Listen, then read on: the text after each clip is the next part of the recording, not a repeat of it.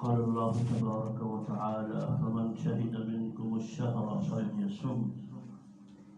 اللہ پاک فرماتے ہیں جس آدمی کو رمضان المبارک کا مہینہ ملے وہ رمضان میں حاضر ہو تو روزہ رکھے. اللہ پاک نے ہم پر فضل فرمایا ہے کہ ہم کو رمضان نصیب فرمایا ہے. آقا صلی اللہ علیہ وسلم نے فرمایا من قام رمضان ایمانا و احتسابا غفر له ما تقدم من ذنبه.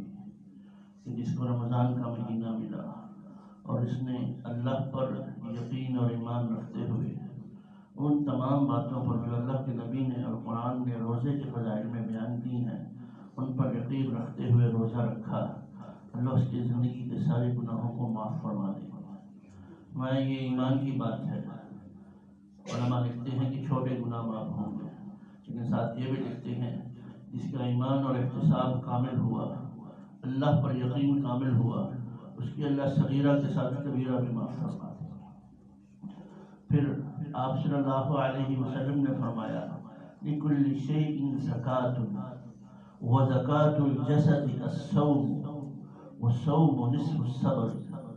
آپ صلی اللہ علیہ وسلم نے فرمایا ہر چیز کی زکوٰۃ ہوتی ہے اور جسم کی زکوٰۃ روزہ ہے، اور فرمایا روزہ تو آدھا صبر ہے، کیونکہ انسان کے جسم میں 3 قسم کی قوتیں ہوتی ہیں.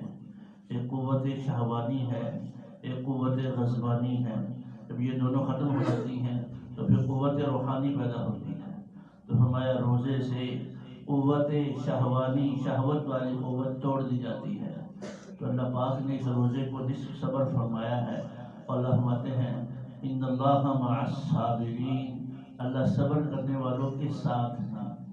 اور پھر اللہ پاک نے ہم پر یہ رمضان المبارک کا مہینہ دیا ہے.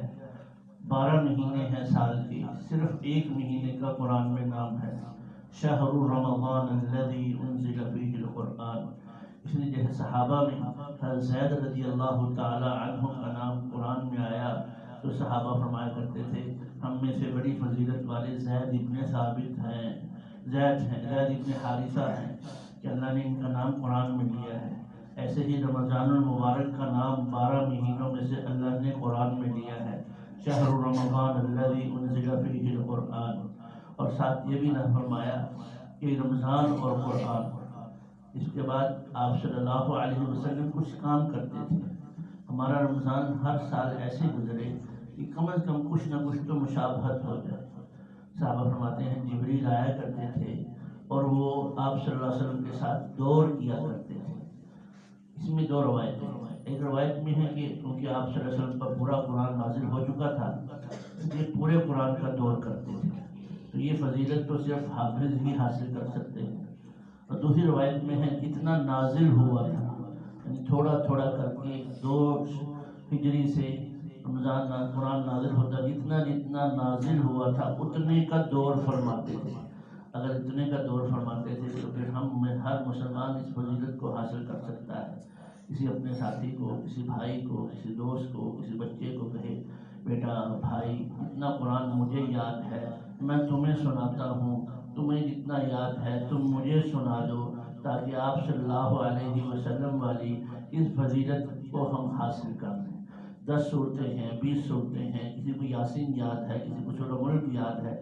یہ سارا کچھ کہیں جی مجھ سے سن لو اور مجھے سنا دو.